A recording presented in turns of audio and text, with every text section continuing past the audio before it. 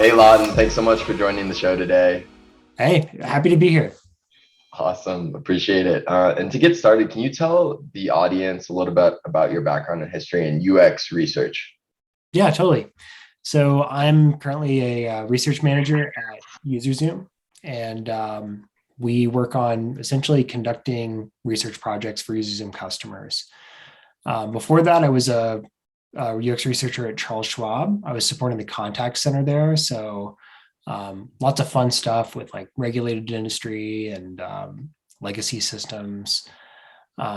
Worked a couple other jobs before that, and I got my PhD in human factors. So that was really where I got introduced to this space and knew that I wanted to go kind of into industry, as we called it in grad school. Um, so yeah, that's me in a nutshell.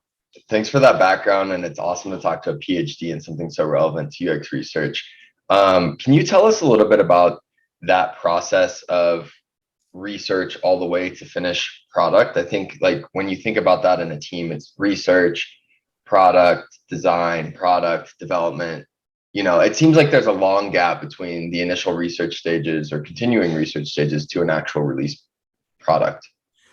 Yeah. I mean, I feel like there's the product development life cycle is a good kind of way to think about it. So you might be in kind of a discovery mode, or you might be a little bit later on in a measure state, or just designing it and trying to decide where the design is. So UX research can actually support all three of those areas. If you're in discovery mode, really defining the problem space, seeing how people solve this currently. You may not even have a product or anything to show to users, but you can show them like, hey, what's the problem right now? What does that look like for you? Um, and then with design, once you actually have a prototype, then that's a classic usability test. We just test it and see where the problems are, and then we build it and put it out there. Then you want to measure it and see how it stands against the competition, if it's actually driving KPIs. So Hmm. yeah, opportunities for research all along the way. And so this field has been booming recently. I saw an article you wrote, I think this week actually, about how there might not eventually be enough practitioners. How do you think about that? Like, should designers then be doing research if there's not a researcher on every team? How should that be approached? Yeah, I think that's going to have to be part of the solution is researchers enabling designers. So I think I've personally worked with a lot of designers over the years who have kind of a interest and an aptitude in research. Mhm. It may not be what they want to do all week, but they could definitely help out with some basic usability tests and maybe throw in some stuff on a platform like UserZoom. Um, I think there's always going to be room for specialists. So as a PhD UX researcher, like I have certain skills that a designer is probably not going to have and not Yeah. going to want to specialize in. So there's going to continue to be work there, but it's really thinking about how we scale up the field when there's really only so many PhDs and only so many designers. Like how do we satisfy the demand for research? Lawton, so for a team, maybe there's an established design team, but they're thinking about bringing on research, um, which I think is common. Research is kind of an addition to existing design teams. I mean, ideally, they start with research and dedicated researchers, but how do they sell like the C-suite the value of this research? How is like the value of UX research measured from the higher ups, or how should it be measured? Yeah, I mean, a lot of businesses these days are really data driven. So finding a researcher who can kind of speak that same language of whatever KPIs, whatever those key business indicators are, it's usually a pretty natural fit. And a good baby step to that is, if you have a number of designers on your team, there may be someone who's a little bit more research adept. They might have more of an inclination there. So they can kind of start to do some of those projects and tell that story in data. And then you can make a case for like, hey, we need to keep doing what we're doing. We need to hire a full-time researcher. Um, Lawton, what type of advice do you have for emerging researchers or designers considering making the switch over to research, how should they be thinking about where that field's headed and how to get in? I think the best advice that I give everyone, no matter kind of what their background is, whether they're coming out of grad school or they're a designer trying to switch over, is to just get as much practice doing it as you can. So if that's in your work, great. If not, you may have to kind of take on some pro bono projects, some personal projects. One thing that when I was in grad school, like you have a research advisor and they're kind of like taking you under their wing and teaching you how to do the craft of research. Some advice I got from my advisor was like, hey, just keep a little notepad.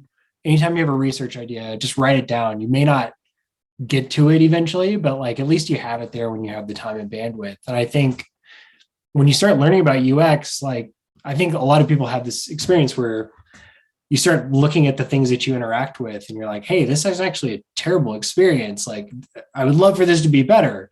So that's something you can actually use as like a personal project and, do some research on it, go talk to users, make some recommendations on how to improve that experience. And there you have a case study for your portfolio. And not only that, you've got some experience doing it. So you know whether or not you actually like this kind of work. It's something you want to spend your time doing.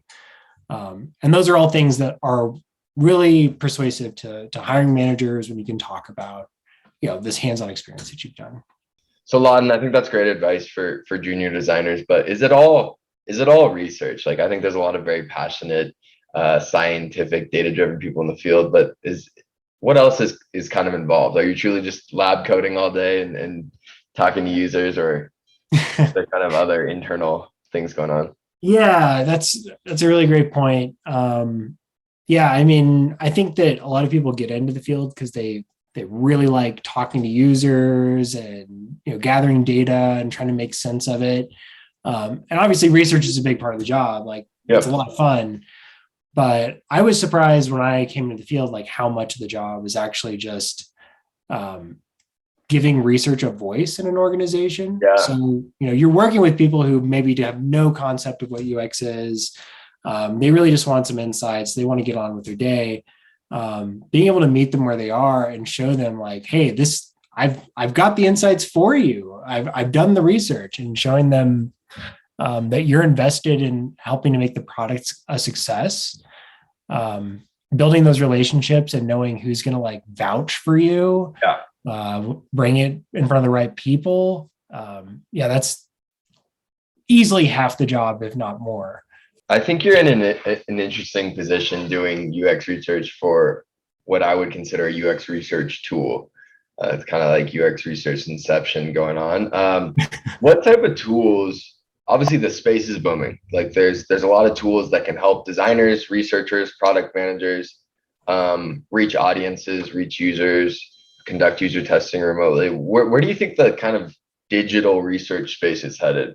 Yeah, I mean, there are a lot of great tools out there. Obviously, I work for UserZoom. I love UserZoom. I work in it all day long. I think we've got a nice suite of offerings. So it's not just kind of unmoderated testing, which allows you to, collect data from participants sort of asynchronously. You're not just sitting there and moderating each participant by hand. But you also can moderate studies with our moderated platform. Yeah, research repositories are another big area. So Enjoy HQ is one of our product offerings. So yeah, I mean, there's a ton of stuff out there, and it's an exciting time to be in the space. Yeah, absolutely. And Lawton, where can the audience find more about you or potentially connect if they have questions? Yeah, so I write pretty regularly.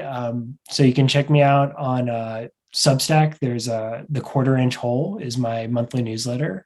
So that's quarterinchhole.substack.com. Otherwise, you can find me on Medium and LinkedIn. It's just my name, Lawton Pybus. Awesome. Well, thanks so much for being on the show today. Cool. Thanks so much, Alex.